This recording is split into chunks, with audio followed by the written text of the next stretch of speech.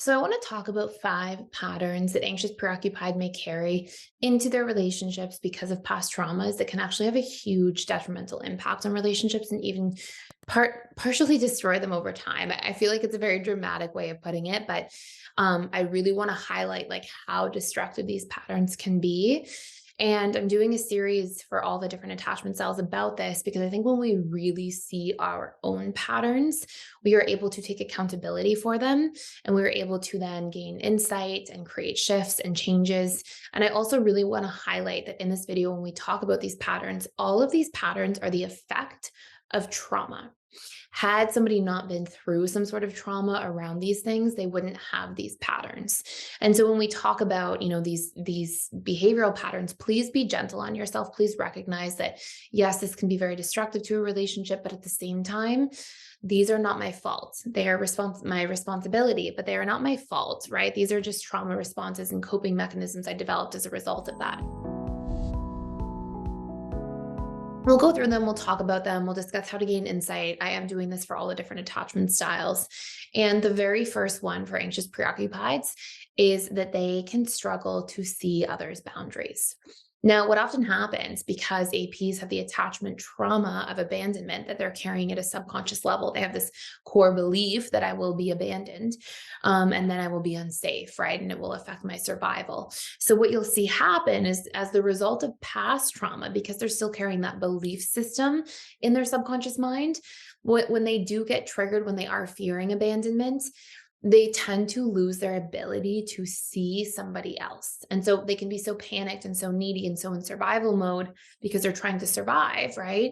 And get their needs met through somebody that they can override people's boundaries. Somebody might say, hey, I need space to process. I'm feeling triggered. I'm feeling upset right now. I just need a minute. And the AP may not be able to grant that person that space because they're trying so hard to stay in proximity. And so they can override people's boundaries or not see them. Again, I'm not sitting here saying like, you're bad, it's your fault. I'm not saying that at all. I'm saying that this can be just a natural coping mechanism that happens because of trauma. And so our way of dealing with that is to deal with the root trauma that's there at its core, which is to reprogram the fear of abandonment and to reprogram this fear of being unsafe without having somebody to soothe you and being, developing that ability to soothe yourself. And what that does is it doesn't mean that like somebody should say, hey, I need space and then take 10 days of space to deal with something. But if somebody needs 15 minutes to calm down or they're feeling frustrated or they can't really put, their feelings together, which happens, for even securely attached people at times, then ideally an AP is able to say, hey, that's uncomfortable for me, but I will give you that space. And can you just reassure me that you're going to come back and have a discussion with me in the next little bit so that we can work through this, right? And then the AP is regulated enough to be able to see the person's boundaries, make a healthy request that person can follow up with reassurance, and that can allow that conflict to be dealt with in a constructive way. But sometimes when the AP is so triggered, they can lose sight of that.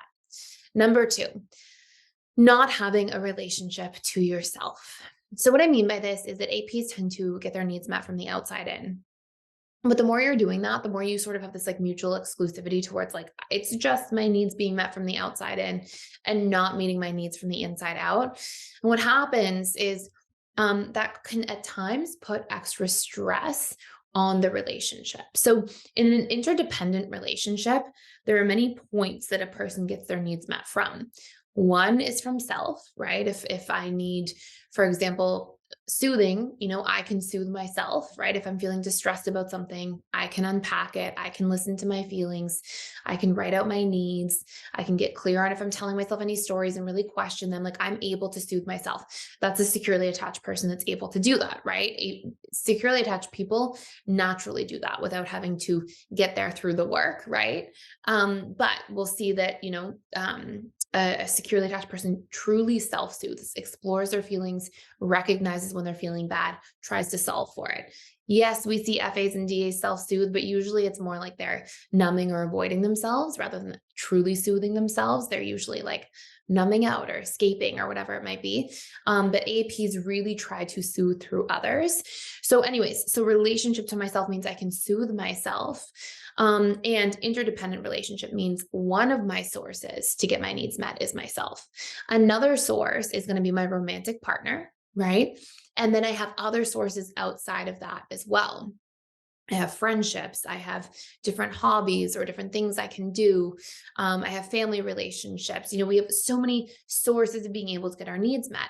And what this does is it allows a relationship to stay in healthy equilibrium over time. It allows for, those moments when our partner can't meet our needs because they're traveling or they're away, or we both have busy schedules, or they're also going through something. It allows for an interdependent, securely attached person to rely on multiple sources. So to be able to be okay if somebody isn't always there at their fullest capacity all the time, because it's actually not possible. We're going to have ebbs and flows in relationships. We're going to have people go through things, people be really available, people be a little less available.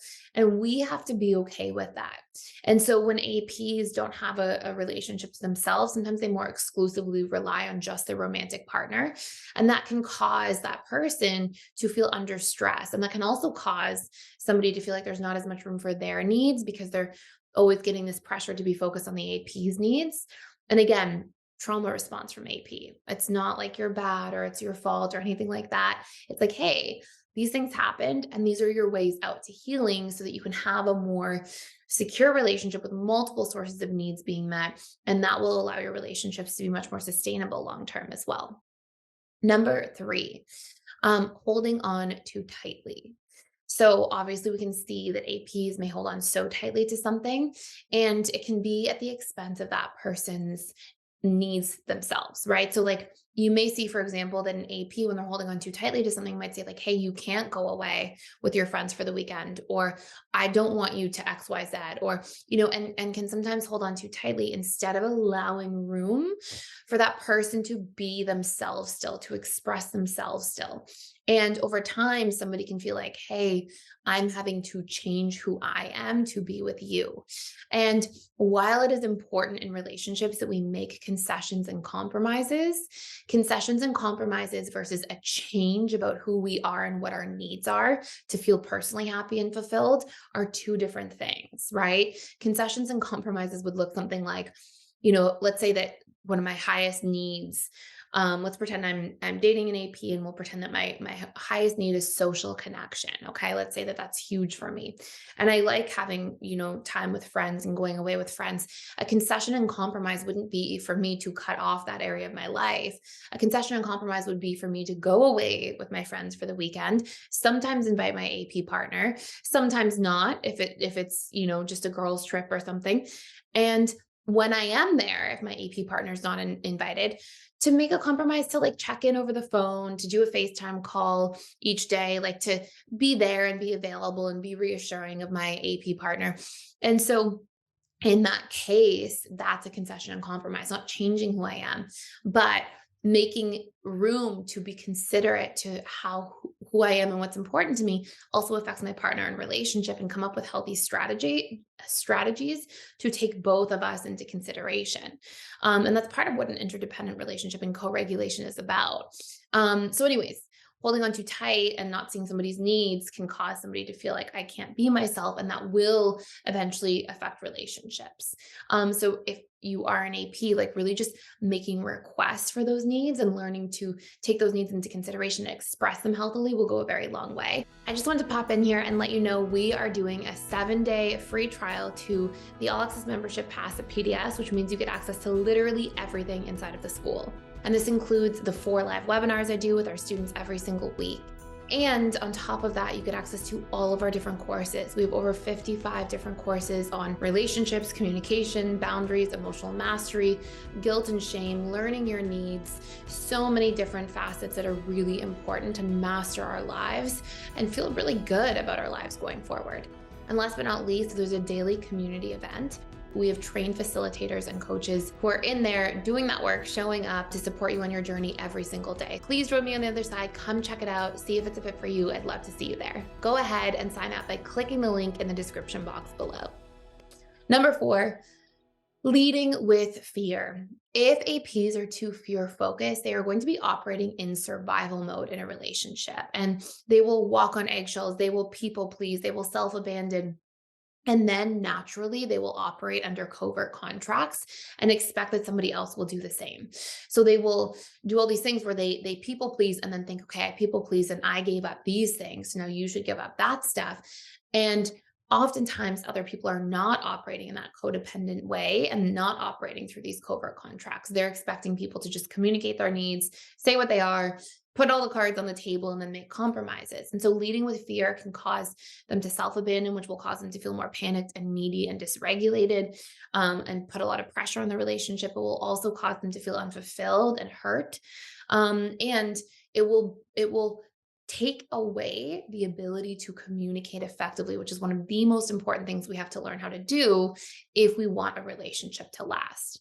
And last but not least, number 5 is when their needs are not met, they can be critical. I say this on this channel all the time, and I can't stress it enough. When we criticize, we did not communicate a need clearly first. So by the time I had to say, you never do the dishes, I had not said, hey, I need support. Will you do the dishes? I have not said that probably multiple times if I then got to the point of criticism or frustration and expressing it in an unhealthy way. So the more we can recognize that behind every criticism is a need that must be expressed, the more we will then be able to engage that in a healthy way and communicate in a way that's more likely to get our needs met instead of push other people away in the process. So I hope this makes sense. I just thought it was so important to go through and do a version of this for each attachment style, because when we can really see our behaviors and their impact, we can then be more motivated to create change. And the change will actually help heal us first, and then inevitably heal and make a huge positive impact on our relationship second. So if you enjoyed this video, please subscribe to this channel. You can hit the notification bell. I put out literally a daily video. And if you can also like the video, if you enjoyed it, I would really appreciate that too. Thank you so much for watching.